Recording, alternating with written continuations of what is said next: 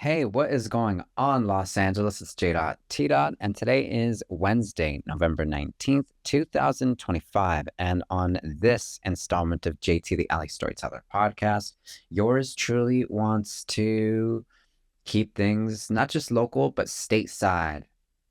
And the reason I want to do that is because, well, California always has something going on. California is the biggest state in the nation in terms of gross domestic product. It is also the largest state in terms of population at nearly 40 million people by the last census count. And it is just incredibly diverse geographically, economically, racially. It is also incredibly challenged by the gap between rich and poor, by the increasing cost of living, by the dearth of housing and affordable housing at that, and by big tech and their increasingly hostile propositions for how to run our lives and how to run our cities and how to run our political system in the 21st century. I mean, there's a lot going on here all the time. That is for certain. And it's as true for Southern California as it is for Northern California. And we'll definitely say why in just a moment. We will check out a little bit of news from both the North and the South in California on this evening, at least in terms of my time zone, because I'm in evening time now. And I have still not adapted to daylight saving time completely, but I am finally getting better, kind of getting a leg up on the whole issue, as are 39 million other Californians out here. But be that as it may, we have quite a few different things to take a glance at today. And it's not exactly that we'll be doing a deep dive on each and every case here, but it's that I want to bring them to your attention to begin with, because if you happen to be in California too, or if you're fascinated by California and you want to know just what is going on in the largest state, in the Golden State, then why not make this a place for that?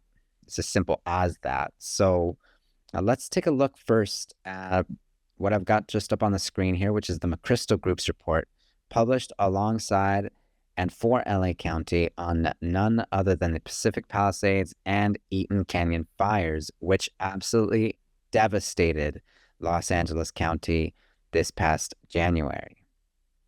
That's right, as difficult as it is to believe, the largest wildfires in California history, and certainly in Southern California history, were just some 11 months ago. Los Angeles County was enveloped in smoke and ash everywhere, and it really felt like the apocalyptic nightmare of legend or lore. It felt like the LA that so many writers and so many filmmakers had imagined falling apart one day was doing exactly that just this past January through these wildfires. And yet, what's also true is that since that time, we've had so much take place here, so much else. And as a result, it's been difficult to process everything all at once. And that's what it is to live in such a place at such a critical time for not just the state and not just the nation state, but also for the world, for people everywhere out there, because it's all coming to a head. And in California, well, there are no exceptions to that, especially as it concerns our political system and its goings on as we attempt to make something of a life here, even after everything, as we attempt to recover our lives here, even after everything, as we attempt to maybe even make things better for people, at least on paper, that is, because what else is there left if not that? I mean, if California is to become a failed state And if anarchy is to rule over the land sometime between now and 2030 or just a bit after then let it not be because we didn't try to make things better. Let's make sure that as people who live here and as people who pay taxes here, or as people who raise children here, as people who seek to make our lives and our future here and the future of our families here, let's make sure that we know just a little bit about what we're looking at as Californians in the days ahead, because midterms are coming up. There'll be elections for governor, but there will also be at the local level elections for the mayor's office, elections for city council members, and on and on and on. But before all that, I want us to place in perspective just what it is that we're working with, what it is that we have going on as it is before election season rolls back in again, yet again. So with that in mind, let's just pause on the McChrystal Group for a moment. We'll take a look at the report just a moment after the rest of our glance at California. But we have to take a look not just at what's taking place here in LA County, but also what's taking place at the state level with all the billions and even trillions that our tax dollars generate for the state and for the nation state at that. So let's go ahead and do precisely that. I'm going to place the McChrystal aside into sleep mode for a second, and I'm going to take us to my little PowerPoint, which starts off with none other than Dana Williamson. Hey, Dana. Now for this, we head over to the good old United States Attorney's Office, and we take a look at this headline, which states that California political consultant and former public official is charged with conspiracy to commit fraud and obstruct justice, false statements, and tax crimes. Dana. Damn, Dana. Now, let's go ahead and read a few tidbits from the report to know just what it is that is going on here. Political consultant Dana Williamson, 53, of Carmichael, was charged by a federal grand jury with conspiracy to commit bank and wire fraud, conspiracy to defraud the United States and obstruct justice, subscribing to false tax returns, and making false statements, according to U.S. Attorney Eric Grant. She's facing a total of 23 counts, and I assume that they're all felonies. And it's pretty serious. I mean, it's as serious as it's going to get, including because Dana Williamson was not just an advisor to one of the current candidates for governor in 2026, Javier Becerra, but also to Gavin Newsom, that is outgoing Governor Gavin Newsom, who, of course, intends to run for president as soon as the opportunity for him to announce that opens up. Now, according to this statement, disguising personal luxuries as business expenses, especially to claim improper tax deductions or to willfully file fraudulent tax returns, is a serious criminal offense with severe consequences, said IRS Criminal Investigation Oakland Field Office Special Agent in Charge, Linda Nguyen.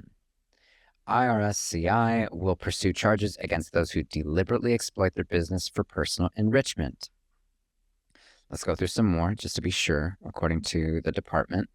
According to court documents, between February 2022 and September 2024, Williamson conspired with others to divert approximately $225,000 in funds from a dormant political campaign to an associate's personal use. Collectively, they funneled the money through various business entities and disguised it as pay for what was, in reality, a no-show job. Now, the report goes on to state that Williamson also subscribed to false tax returns claiming more than $1 million in business deductions for what were actually personal and non-deductible expenditures, such as private jet travel, luxury hotel stays, home furnishings, and designer handbags, as well as deductions for no-show jobs for friends and family. So, I mean, that's as serious as it gets. And it's mind-boggling, of course, to think that after being caught, Williamson has decided to plead not guilty to all the charges, whereas a couple of co-conspirators of hers, two of them specifically, have already announced that they intend to, well, plead no contest or admit to the charges and face the time, face the music, but not Dana. Dana's taking it all the way. She's fighting back to the best of her ability. She is a fighter, of course. At least this much makes that clear. And I mean, honestly, when it comes to knowing that someone in such a high ranking position is going out and buying luxury designer bags for themselves and booking luxury hotel stays, I mean, you're not breaking too much news to us here, but the point is that Dana got caught, and the point is that she's being charged, right? I mean, there's so much going on with the state of California on any given day, as I noted earlier, that news like this will make the round for a moment before ebbing off into the distance. And yet, the fact that someone's so close to Javier Becerra, who's running for governor, as well as Gavin Newsom, who's running for president soon, could be faced with so many different counts and so many different accusations all at once. I mean, it's frightening, right? At the very least, it shows a serious lack of judgment on both Becerra and Newsom's part, in my opinion, since you got to know who you're working with, right? But in this case, this person was funneling money that was supposed to go to, I don't know, a meaningful cause, maybe some actual productive work out there, was funneling money that was meant for the people of California into her personal bank account, and somehow still trying to write it off as an expense that had to do with her work. So it's mind-boggling that this could happen and that someone would have the gall to say, but I didn't do it, but you're lying, because I don't know what she expects to get from denying the charges outright. I don't know if she is finding a way to maybe try and take down others through what she has to offer, but at least thus far, it's not promising. It's not promising to know that someone will blatantly lie to federal officials when they've spent the last 3 years investigating precisely how this person exploited her position for personal enrichment and gain. So Dana, damn, Dana, I mean, we will be seeing you through 2026 at some point, I assume, but we're off to a really, really terrible start here. And I wish it didn't have to be this way. But you're not the only one, Dana. And you're not the only one, because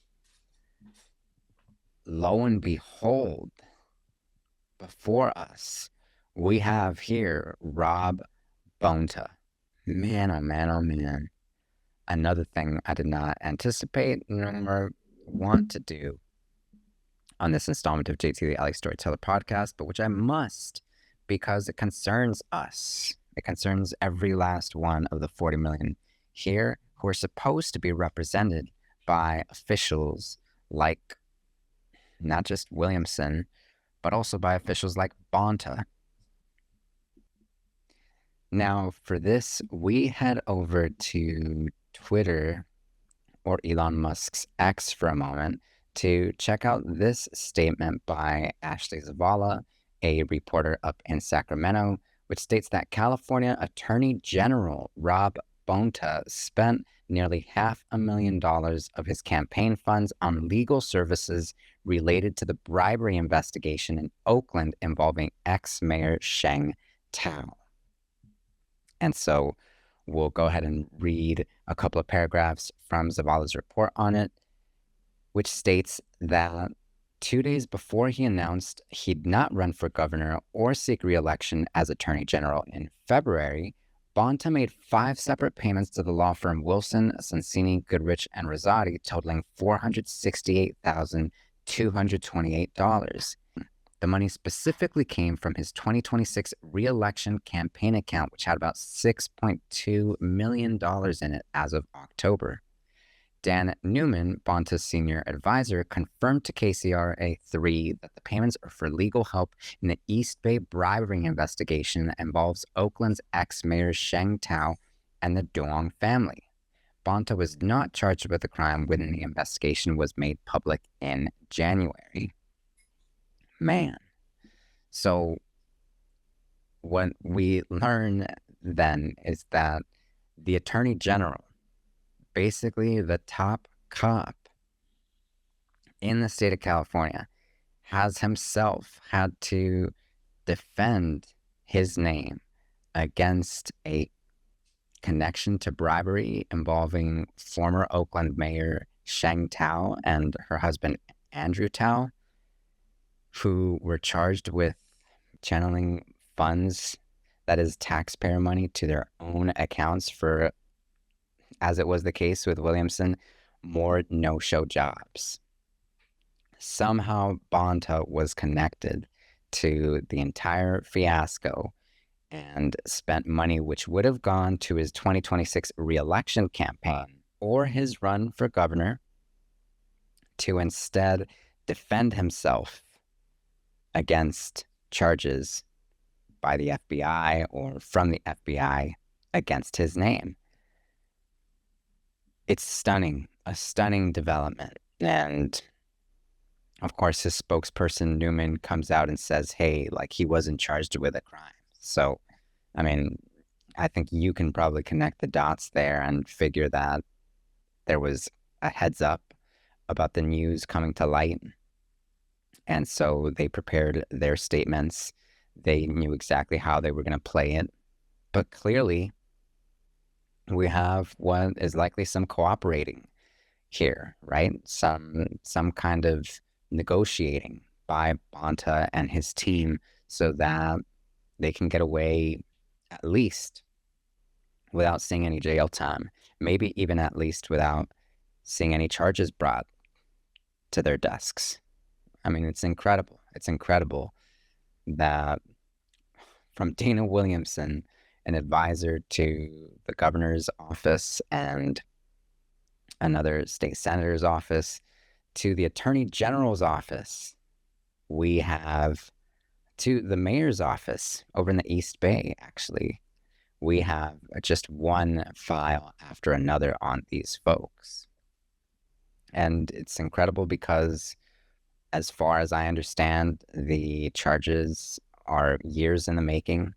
There's something that the FBI started looking into sometime after the pandemic. And so they're serious charges. The folks really spent major time building in order to basically get these people held accountable, right?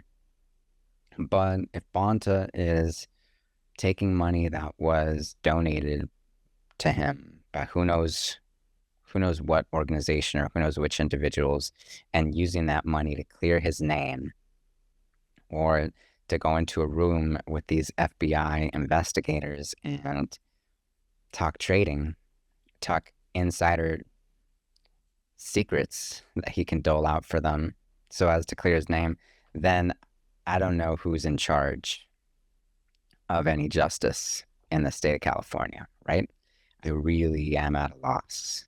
And what's also the case here is that folks such as Bonta, they don't have very prominent political profiles. Most people, 10 out of 10 people that you stop on the streets of Los Angeles or on the streets of Oakland will not know Bonta's name, because none of us really keep up with our state attorney's office for the most part. We have real issues in front of us. We got the environment, these major cities, and these major challenges with our rent and housing to contend with. And so we don't keep up with such things. But clearly, when no one is keeping track of it, folks like Bonta and ex-mayor Sheng Thao and her husband and Williamson, they just run amok.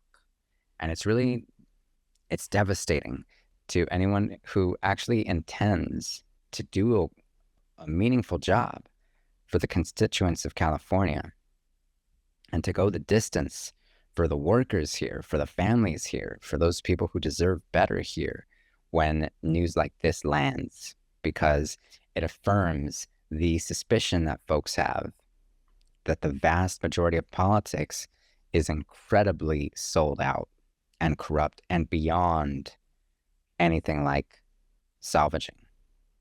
This just absolutely makes the case that politics, or corruption in politics specifically, is endemic to the system, at least as far as we've known it in our lifetime, right? So really tough. And yet it's not just in NorCal. It's down here in the South Side just as well, which is not news to anyone either, which is not going to come as a surprise to anyone either, but which we also got to get into, because, hey, this is our money we're talking about. This is our work.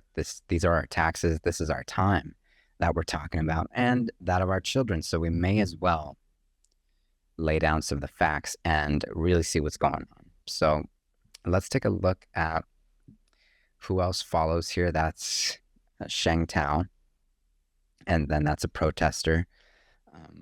I believe a protester with Asians United up in the East Bay, calling her out, calling Sheng Thao out for completely selling out and for completely ripping off the good people of Oakland.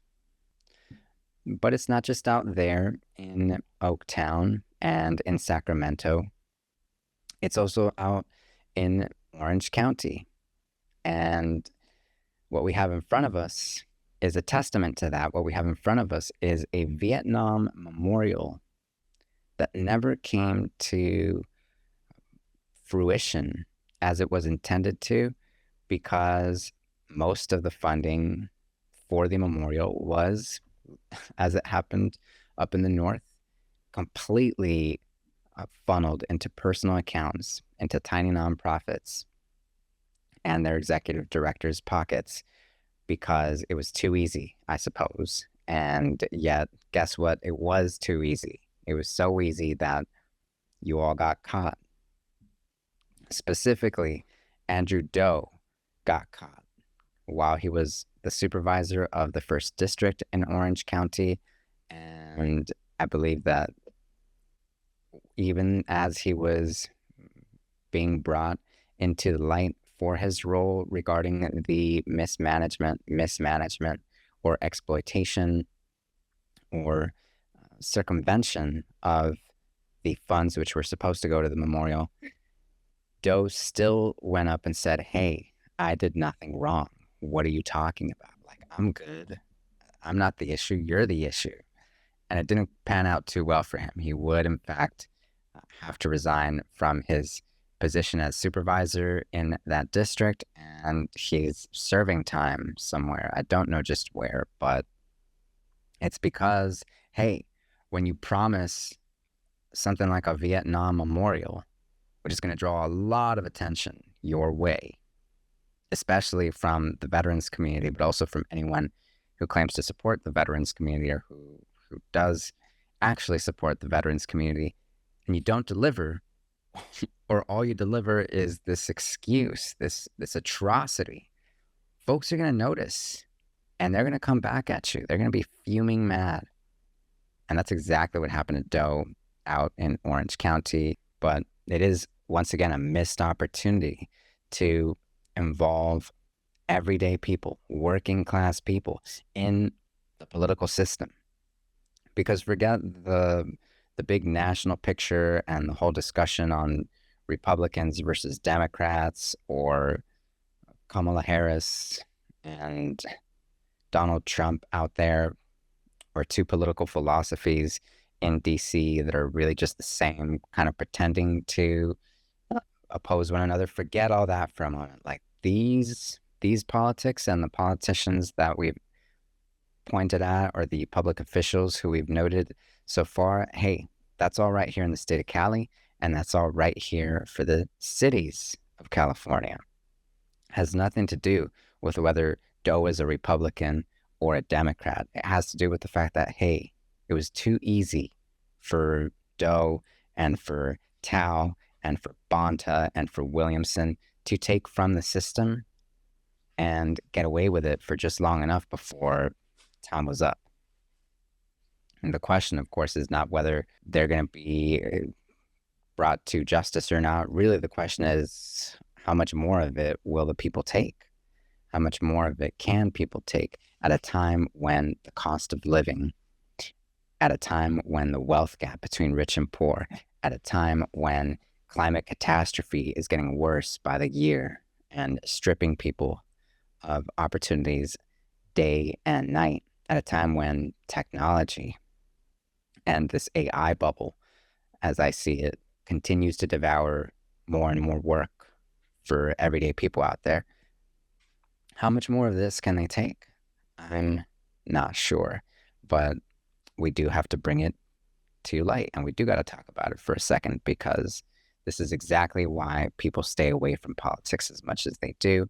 And unless something major changes fast, it's only going to get harder for those out there running, for those who want to do good, integral work to uplift the people here, for those who really want to stand for their community and take it all the way. If these are the kinds of folks that they encounter along the way and somehow have to work with or even call colleagues, where do they go from there? And if they can go nowhere, then certainly their constituents, those most vulnerable among them, can go nowhere. So we have to figure something out. And yet when it comes to figuring something out, it's actually not that simple. It's really actually quite complicated. And the reason it's quite complicated is because as human beings, I have probably mentioned it on the podcast previously, we are prone to make mistakes. And there's nothing that says that, or which tells you just how badly we can mess up, than this growing number of articles on the various lapses of judgment, the various mistakes officials from the Pacific Palisades to Altadena or LA County made along the way as these wildfires absolutely overwhelmed every last one of us here. There are reports about the LA Fire Department having more info than they first disclosed about just what a potential fire, a potential blaze in the Palisades hillsides could have turned into. And there are increasing reports about how assisted living homes, including the Montecedro and Terraces Senior Centers in Altadena and Pasadena, respectively, handled the events as they unfolded, right? In West Altadena specifically, there were no alerts until 3:25 a.m. There was plenty of time between about 6 p.m. and 3:25 a.m. for officials to inform people that the wildfire was on its way, that it was headed in their direction. And therefore, because that's not what happened, 19 people in West Altadena alone lost their lives to the Eaton Canyon fire. And so I want to call them mistakes. I want to call them lapses of judgment. I want to call them errors at this point, only because there's more to learn as time goes on. There's this great LA Times article on Montecedro and the terraces that talks about a report regarding the fire and how the senior centers specifically handled them that first was published, then retracted, and which was then published again with a slightly different set of findings. And it's because, you know what? Guess what? In that first report, you had another list of errors. You had another set of lapsed judgment calls. And I want to bring that up to our attention because, yeah, managing these cities, managing these states, managing systems which are supposed to protect the people of California or the people of Los Angeles County and so on and so forth, that's not easy work. From what I saw, the McChrystal report stated that there were some 37 people in all of LA County who were in charge of overseeing wildfire preparedness for the 10 million of us who make our lives here. That's obviously not adequate. It goes without saying that that's not adequate. And yet that's the system that we have in place. That's the system that is normalized after long enough. If none of us say something, if none of us inform others, if none of us speak up and call for something better, right? And so there is this whole thing going on right now where, like, when you speak to people about politics, most of the politics that folks are engaged with or which comes across their way are politics having to do strictly with DC, strictly with Donald Trump, strictly with the Democrats versus the Republicans in DC. And if you ask them about politics in the state of California, in Southern California, in LA County specifically, and so on and so forth, there's a huge gap there. And there's a huge gap there because there are intrinsic